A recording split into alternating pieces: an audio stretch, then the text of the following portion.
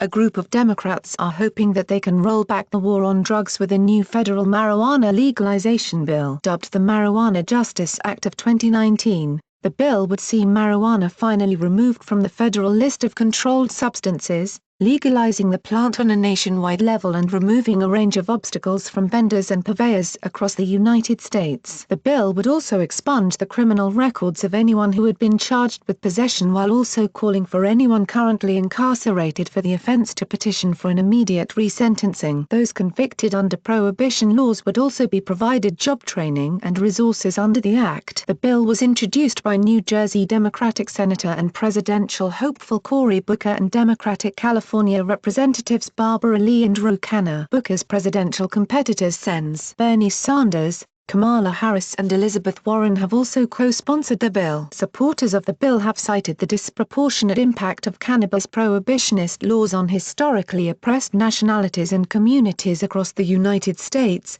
leading to the prosecution and jailing of largely non-violent cannabis users. In her statement on the bill published by the National Organization for the Reform of Marijuana Laws, NORML, Lee said, in addition to incentivizing states to legalize marijuana, the Marijuana Justice Act seeks to repair some of the damage marijuana prohibition has done to this country's most vulnerable communities. For those communities that have been economically and socially disenfranchised by overcriminalization and cyclical incarceration, this legislation provides funding to programs focused on youth development, citizen re-entry, job training, health education, and funding for community resources such as public libraries and community centers. Booker similarly derided the war on drugs, tweeting, "The failed war on drugs has really been a war on people, disproportionately criminalizing poor people, people of color and people with mental illness. I'm reintroducing the Marijuana Justice Act to begin reversing our failed federal drug policies." Booker has long enjoyed a record of fighting to reform marijuana laws,